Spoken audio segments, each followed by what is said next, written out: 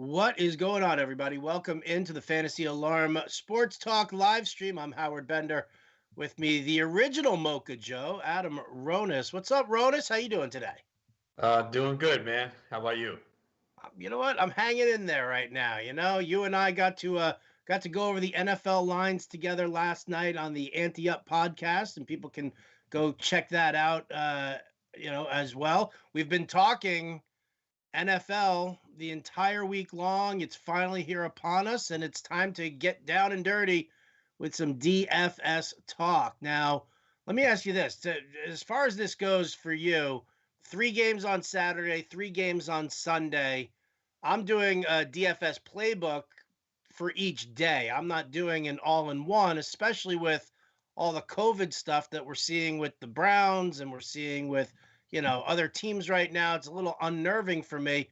So chances are is I would just rather play them as 2 separate 3 game slates. But I don't know. Maybe I'm in the minority here. Do you prefer to do the 2 3 game slates? Or you prefer to do it all 6 on top of it for the weekend? Probably the 2-3 game slates, especially since we don't have all the news and everything. So I prefer the 2-3 game slates. I agree. You don't do cash on short slates, do you? You stick to just GPP? Yeah. All right. Well, then I think what we should be doing is take the next 30 minutes and kind of give people who some of our favorite plays are. We'll go with we'll start off with the quarterback position. Do you want to break it down into Saturday, Sunday, or you just want to go all in one fell swoop? We can do Saturday, Sunday. All right. We'll start with Saturday then. We'll start with the QBs. Top favorites obviously have to be Josh Allen. I'm sure Tom Brady's getting a lot of love.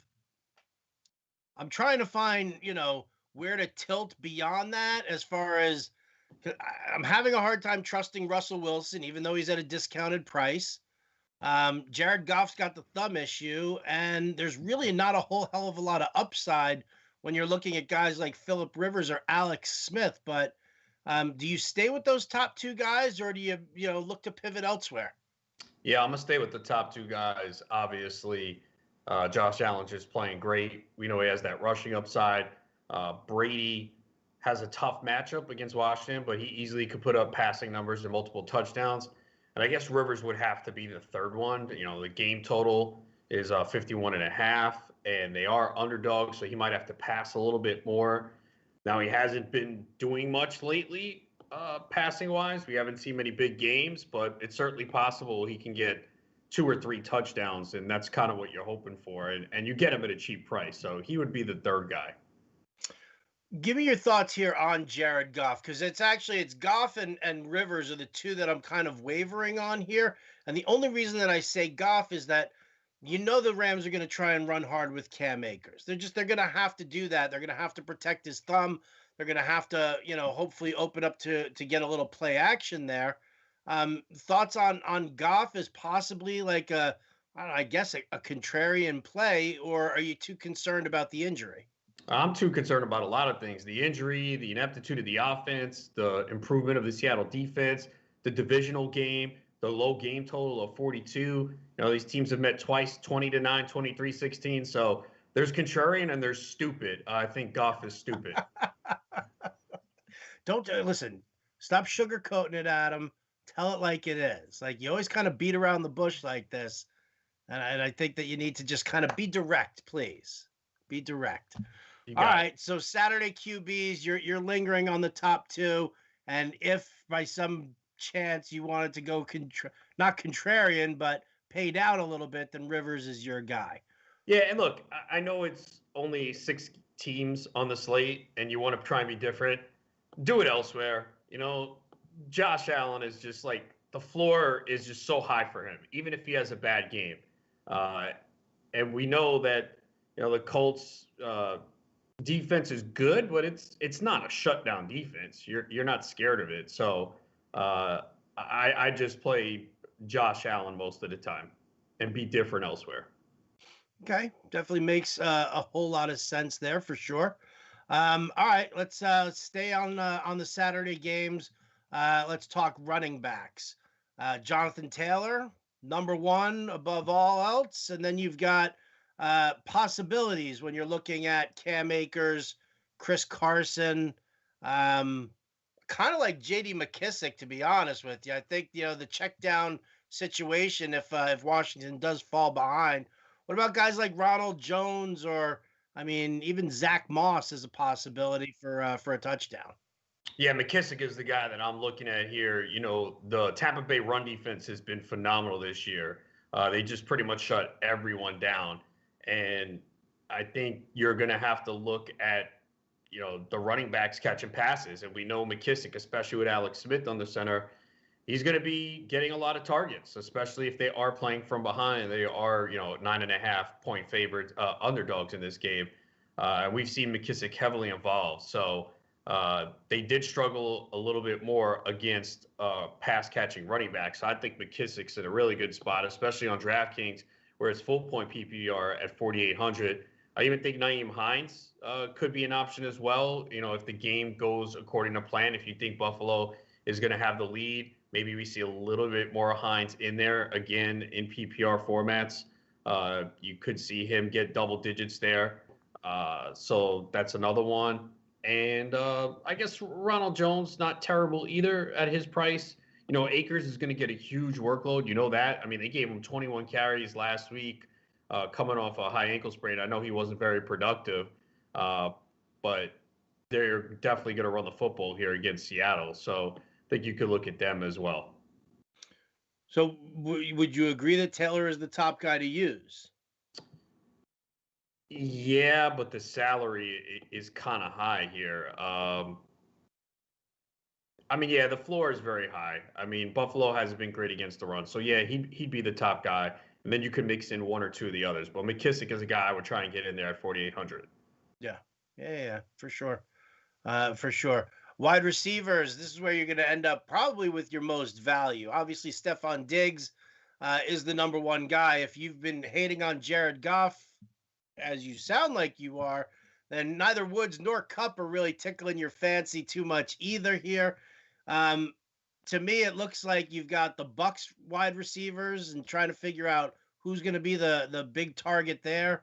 Stephon Diggs, and then I think there's just a whole mess of value. You could go with the Gabriel Davis side. You could go with, David Moore if you think that Seattle's going to be throwing, and neither Metcalf or Lockett are going to be doing anything special. Even Terry McLaurin's going to have himself a tough time going up against this Tampa D.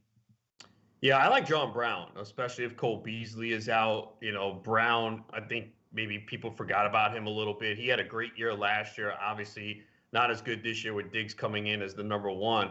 But John Brown's a really good receiver. And we saw last week, 4 catches, 72 yards, and a touchdown. So Diggs gets a lot of the attention, but especially if you're going to do a bill stack, you can do Allen, Diggs, and John Brown. So John Brown is definitely someone that I'm considering this week. And I don't know what his ownership will be. And then look, the Colts side is really tough because they spread it around. You figure they're going to have to pass the ball. So could you take a shot with Zach Pascal? I guess it is. You're talking GPP, right? All you kind of need him to do is get a touchdown. Do you feel good about it? No, but it's 3,700, and two of his last 3 games, he has at least 15.4 points in PPR formats. Now, one of them was against Pittsburgh, and one was against Houston, so it's not the same defense. But you could look at him to save some money, especially if you like attacking the Bills-Colts game, and Antonio Brown, I don't think is a bad option either. He's 6,100. He's cheapest.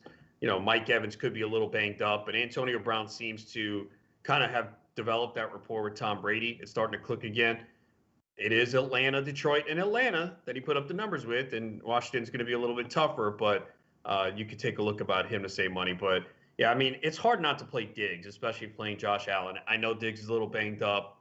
I expect him to play. Diggs has just been so good this year and just money in the bank. You're looking at double-digit targets. Didn't play the full game last week. Had 8 targets, 7 for 76. This guy's just been getting it done all season long. Rock Yassin is out, so that helps a little bit. So it's kind of hard not playing Diggs here.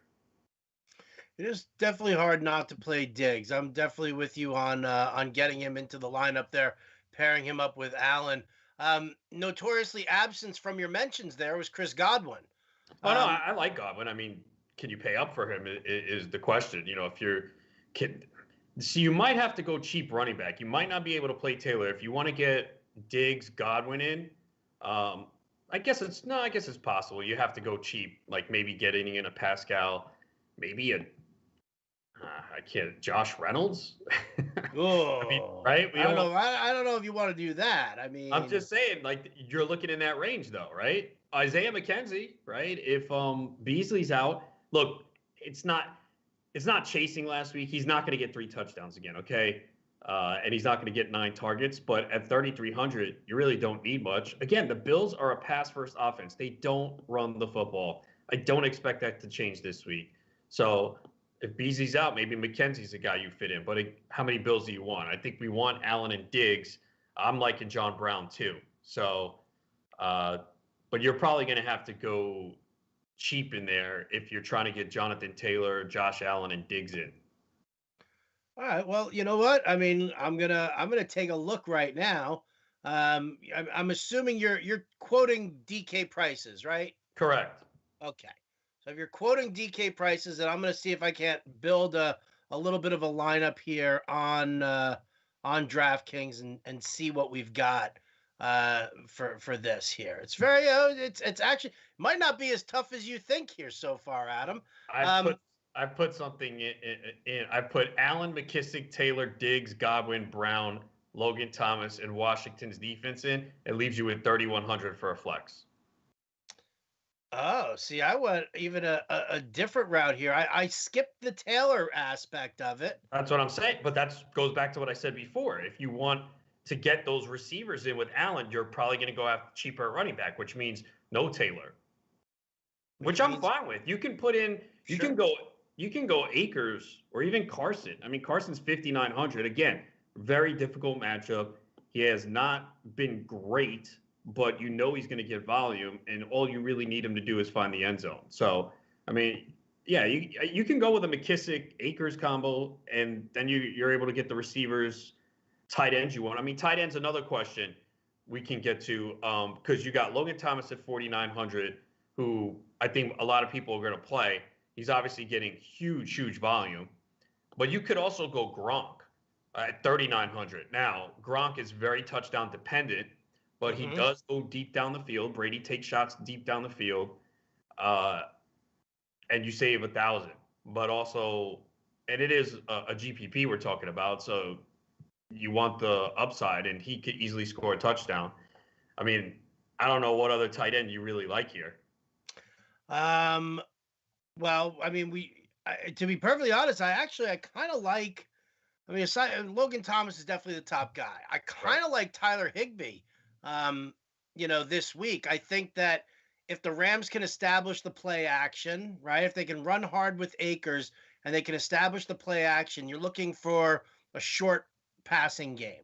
I'm not looking for big explosive deep shots to Robert Woods. I'm not looking for, anything more than 10 yards to Cooper Kupp. So Higby kind of plays out for me a little bit there. I don't hate Jack Doyle, who is actually starting to see the majority of pass catching targets over in Indianapolis, and yeah, I kind of like them. Bowden keeps talking to me about Dawson Knox. He loves Dawson Knox. I don't know if I can get behind Dawson Knox here, but as Well, far I as mean, the tight end situation goes, Thomas, Gronk, Higbee, Doyle, those are probably my four. yeah, I mean, I think Gronk is one of the better plays. He has 10 targets inside the 10-yard line. So, he has a good shot at a touchdown. These other guys, very risky. You like Gronker over Thomas? No, I like Thomas better. I mean, he's going to get more volume. The question is, are you going to be able to, he's cheap at 4,900, but does it allow you to get in everything else that you want? Well, it depends on what you want. All right, here you go. Ready? This is a little Saturday lineup that I just threw in there using the Bills stack. Josh Allen, Stephon Diggs, and John Brown. That's the stack. I went Akers and McKissick. I went Godwin, And now I can go Gronk with like McLaurin, Woods, or Antonio Brown, but that would put $3 into my passing attack there. So that's kind of tough to do. You could still get Cooper Kupp or Chris Carson in there. Um, or I could end up going with Logan Thomas and then getting myself like T.Y. Hilton, Naeem Hines. Don't want to go Zach Moss because I don't want to go with another Bill. Yeah. But Hilton, Hilton or Hines with Logan Thomas, or it comes down to using Gronk with either another buck or I kind of limit that a little bit more and I go with like a McLaurin or a Robert Woods kind of a player. Cup. What do you like? Defensively, though, Washington's the play at 2,400, right? Are they? I think so. You don't like the Rams, D? Seattle gives up a lot of sacks. They're 2,900. Yeah. They had all right. They had 5 sacks against Seattle last time. It only equated to 6 DK points. Okay. All right. So if you can. I mean, look, I think they're the best defense in the playoffs, but I think Washington is kind of underrated. Look, here's the thing too. Tampa Bay can put up points. All Washington needs to do is get a pick six, fumble recovery for a touchdown. That's the thing. That's really what you're looking for. Yeah, sacks and picks are great, but kind of need a touchdown to come through on the defensive side. And Washington can do it. They're 16 picks in the year, 47 sacks. So I like them at 2,400. But if $500 is not a huge difference, Rams are fine. Yeah, the $500 doesn't really get you a whole hell of a lot. I mean, you could do that. You could do Thomas as your tight end, Washington as your defense, and then for the flex with everything else that I've given you, your flex can become Carson, Gibson, Ronald Jones, T.Y. Hilton, Naeem Hines. So you've got that kind of a gathering there. Would you think about using Carson as a possible, goal line attack? Or do you prefer using Ronald Jones?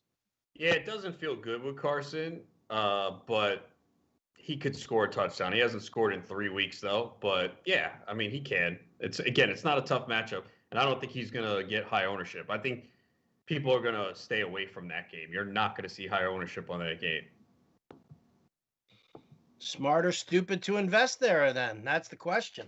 There's got one or two players. I mean, a couple players could come through, all right? I mean, everyone is saying it's a low-scoring game. We can be wrong, right? We're looking at probabilities.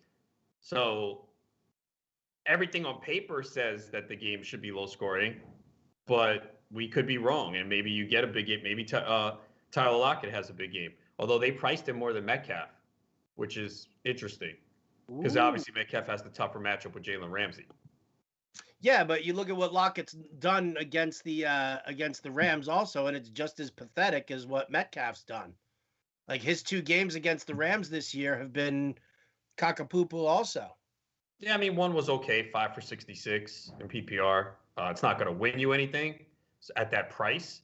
And then the last game wasn't good, 3 for 44. So, look, it's a tough matchup. We know how good the Rams defense is. Well, I've got your lineup right here now, Adam. Are you ready?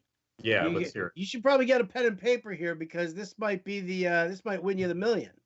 Well, it won't because people listening are going to copy the same thing. So I'm going to chop it up with 7,500 people. All right, nobody out there listening right now use this lineup because this is only going to Adam. Okay, I'm only speaking to Adam here. But how about this one? Josh Allen, Jonathan Taylor, J.D. McKissick, Stephon Diggs, John Brown, Chris Godwin, Logan Thomas, throw down a little David Moore for $3,000 at your flex, and the Washington football team as your defense. Yeah, it's not bad because we've seen David Moore score touchdowns this year, and if Metcalf going to garner a lot of attention, and Moore could be and that's what you're looking for in a slate like this, right? You got to have this 1 or 2 obscure players that at a cheap price, like more 3,000 on DK, come through with a touchdown. And It hasn't happened many times this year, but, he's had 13.8, 13.6, 17.1, 11.9. Get a touchdown and 40 yards, couple catches, you're good. He scored 6 times this year. So that's what you're looking for on a slate like this. It definitely is. Or if you think that Nyheim Hines is the better play for the Colts running back, well, for a flex spot, well, it doesn't really. It opens you up. Actually, you could go with both Godwin and Antonio Brown in your lineup then. Although now you've got two wide receivers for Tampa going up against your Washington defense. Or do you go Evans thinking he gets lower ownership because of the injury if he's good to go? You could. I mean, he's 500 cheaper, and he is the red zone guy. Guy scores a ton of touchdowns. Cheaper than who? Than Godwin. 500. Godwin, yes. You could go Evans and Brown there, as possibilities. All right, good stuff. So that's what we're looking at for Saturday. Let's pivot over to Sunday's game here. Let's talk about a couple of the plays that we like, that we don't like. Obviously, Lamar Jackson. To me, it's Lamar Jackson, it's Ben Roethlisberger, and probably Ryan Tannehill are my top 3, leaving behind Trubisky, Baker Mayfield, and even Drew Brees. Yeah, I mean, you can go Brees too. At home, again, I think Bears defense good, not great, so he'll save you some money. Look, Pittsburgh, they throw. I mean, as bad as Ben has been, they just haven't been able to get that running game going. So, Ben could have a 3-touchdown game. Clearly, Lamar is going to be popular, and we understand why. He's playing great. The huge game total in this. We expect a high-scoring game. And Lamar, 177 rushing yards his last 2 games. So, yeah, I mean, definitely more appealing quarterbacks on this slate. Oh, without a doubt, more appealing. No question about it. But for the same token, though, you're also dealing with a lot pricier of a situation, because while you love these top 3, even the top 4, Brees is the cheapest at 5,700, Lamar at 78, and then Tannehill, Big Ben, that's the pay down, 66 and 61.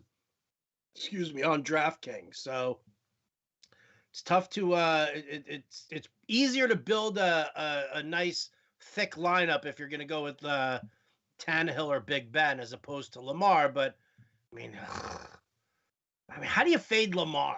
Like, how do you fade him with the game total like this, knowing that Tennessee's dealing with some nonsense here? And even though the Ravens lost to the Titans in overtime and only put up 24 points, like that was in the midst of like Lamar's like, wow, I really suck at football and I'm disappointing all my fantasy owners. Now you look at what he's done over the last 5 games, and he's been insane.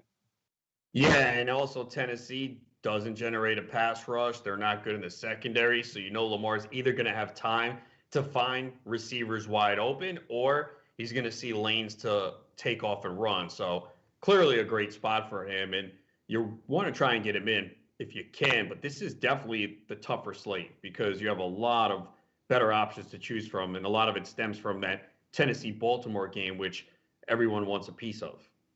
Everybody wants a piece of that. And so, you got to look at that. Like, even if you were to stack Ravens, you would go like Lamar with Hollywood Brown and Mark Andrews, say, right? Brown is only 5,400. Andrews is 5,200 at the tight end spot. But then all of a sudden, you have to turn and you look and see, okay, if I go running backs, well, Henry and Kamara, those are the top 2. 9,200 and 8,500. Both those guys are, crazy priced up there. Montgomery, I mean, do you want to go Montgomery against the Saints at 6,900? Nick Chubb, do you worry that, they end up abandoning the ground game because Pittsburgh takes a lead? You could go Dobbins. Then, after that, then it's like Kareem Hunt, James Conner, Latavius Murray, Gus Edwards. There's not a lot of value at the running back spot on the Sunday slate. No, there really isn't. So that's going to be the critical decision, trying to figure that out. It looks like Kamara will play, and that's at least what he tweeted. See you all Sunday. I do expect him to play. Still has to, I guess, test negative the next 2 days, though, to ensure that happens. Yeah, I don't like Montgomery. I think Dobbins is fine. I know probably like, well, if you're playing Lamar, do you want Dobbins and Brown or Andrews? I'm okay with it. I just think there's going to be so many points. But yeah, running back's critical. I mean, it might be tough to pay up for Henry this week. If you're going to use Lamar, it's like ridiculously tough to pay up for Henry. Like ridiculously tough. I mean, 92 and 78 right there. That puts you way behind the 8 ball as far as who you're going to do. Ugh. I mean, you could conceivably, but you're going to end up having to pay down. Let's look at the wide receiver spot then. A.J. Brown, Allen Robinson, Michael Thomas. Those are your 3 most expensive guys over there. You're probably looking at the possibility of having to fade, all of them, at least 2 of them. Yeah, I like Michael Thomas a lot here. At this price, I'm playing him 6,300. I mean, we know he gets a ton of targets when he plays. He's a good bet for double-digit targets. So I'm locking in Michael Thomas at 6,300. I like Deontay Johnson at 6,200. I think that's too cheap. We've seen it. Whenever he plays a full game, he gets a boatload of targets. So I like him. And then I guess you got to try and find a cheap receiver. I will say this. I would consider Anthony Miller at 3,300 if Mooney's out. Oh, interesting. And he didn't practice again. So, I mean, Higgins at 4,100 is not bad. Corey Davis at 4,800. They're going to have to throw. Oh, God. You know how much I hate him. Look, you're going to have to save money at receiver. So, and then, yeah, this is definitely a tougher slate, man, when you're trying to put things together. Yeah, it really is. Well, what about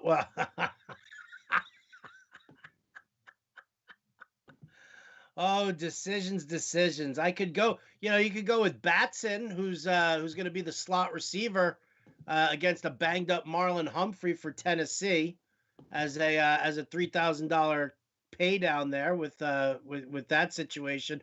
Or you could try putting the X up there, buddy. Yeah. Des Bryant, baby. Do you want to do that? This is gross. This is gross. Here you go. You ready? He's got 2 touchdowns in the last 3 games, but he didn't have a target. Did he play last week? He didn't have a target if he did. I thought he caught a touchdown again last week. Not last week. It was week 15 and 16. Oh, okay. All right. You ready? Here's your lineup, Adam. Here's your $1 million lineup. Again, nobody out there listen. Everybody earmuff so I can give this to Adam because I'm getting you Lamar Jackson and I'm getting you Derrick Henry here. Callaway at 3,100. Oh, I thought about him, but I figured you were a little bit more enamored with your Des Bryant call here. So I'm using a Ravens stack for you here. Boykin. You're going Boykin? I was going to go with your boy Dez. Okay. I was going to go with your boy Dez because you could go with Lamar Jackson, Hollywood Brown, and Des Bryant as your Ravens stack. You got Derrick Henry coming back against that. Wow. Let's see how you figure this out. You go Kareem Hunt if you expect the Browns to be playing from behind. I got your Michael Thomas and your Deontay Johnson in there. You splash a little Jimmy Graham for a touchdown there against the Saints. Revenge game narrative for you, Adam. You know you love that. And throw in the Steelers D at home. Puts up points. Not the same as what it was, but if you, listen, I can give you a different D if you want. You want the Saints D? I give you the Saints D. I just need clarification on this, okay? So Jimmy Graham, it's a revenge game, right? He faced the Saints this year and had 2 catches for 13 yards. So why is it different this time? Because this time it counts. Oh, okay. This time so it's real. Got it. I just love these revenge game narratives. He was sick. He was a little under the weather. Yeah. He had a little phlegm buildup going on there. I mean, come on.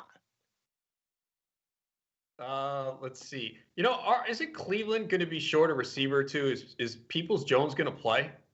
Doesn't seem like he's going to play. and Catterall Hodge is on the COVID list. Do they use Njoku more? They could. Really, you hate Jimmy Graham that much? I mean, I don't hate him. I mean, he has been getting red zone targets, but we've also seen games where he's just non-existent. I mean, and I know most of these touchdowns, the tight ends, you need a touchdown. I mean, Cole Kmet's 3,000. He's playing more snaps. He did have 10.1 PPR points last week. I mean, Jonnu Smith is just touchdown dependent. He has scored a touchdown, and he has double digits. If that's a high-scoring game too, yeah. I mean, it's going to be tough. It's going to be tough to pay up for Andrews if you're going with Lamar and Henry. You just can't. I don't think you can do it. I don't think you can do it either. I mean, listen, I could fade Henry, right? And I could go to I could even fade Henry and go down to Kamara, and probably pick up something a little bit better at tight end, right? I mean, look, Graham is fine just because he's cheap and you're looking for a touchdown, and he can do it. That's the one thing. Even though he's been playing way less snaps than Cole Kmet, they still look at him in the red zone. And that's really the most important thing you want for the tight end. All right. Well, there you go. I just handed you your $1 million lineup, how to get Lamar and Derrick Henry in there with your Michael Thomas and your Deontay Johnson. Like, you kept asking and asking and asking, Adam. And I'm like, here you go, baby. No problem. Yeah, Hollywood Brown I like a lot too. It's hard not to play him. I mean, I know he's been a disappointment this year, but he's been coming on, scoring touchdowns, and this is like the perfect matchup, and he's cheap. What do you have, 6 touchdowns in his last 5 games? Something like that, yeah. And this is like the perfect matchup. All right. Well, so there you go. I've just handed you $1 million for Saturday and $1 million for Sunday.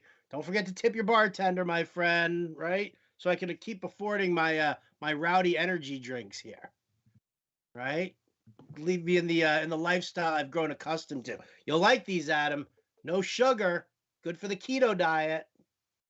Yeah, definitely don't want any sugar. No sugar tonight for Adam Ronis. All right.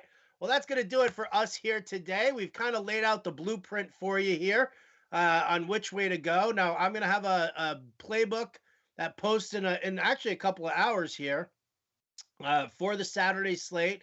I will mention some Sunday players. If you are looking to play all in one, all 6 games, you can definitely do that. So I'll mention some guys who are going to be getting consideration for the playbook for Sunday's playbook, but Saturday playbook, Sunday playbook, those are coming in separately. Again, you can listen to Adam and I on the Ante Up podcast last night as he and I gave you our leans for wagering against the spread or, and using the totals. Tonight, the Wager Alarm live stream that airs at 8:30 p.m. Eastern, as Craig Mish and I go over the lines and the spreads as well. Over there. Adam, any last minute bits of advice you want to hand to our illustrious listeners and viewers? Just enjoy the games this weekend. We've been stressing out for the whole season with our fantasy teams, and now, even though you are playing DFS and some player props, I think it's a little less stressful. So enjoy these games. All right, there you go. Sound sage advice from the original Mocha Joe himself, my man, Adam Ronis. That's going to do it for us here today. Big thanks to John and Pemba for producing. For Adam Ronis, I'm Howard Bender. This is the Fantasy Alarm Sports Talk live stream. Catch you.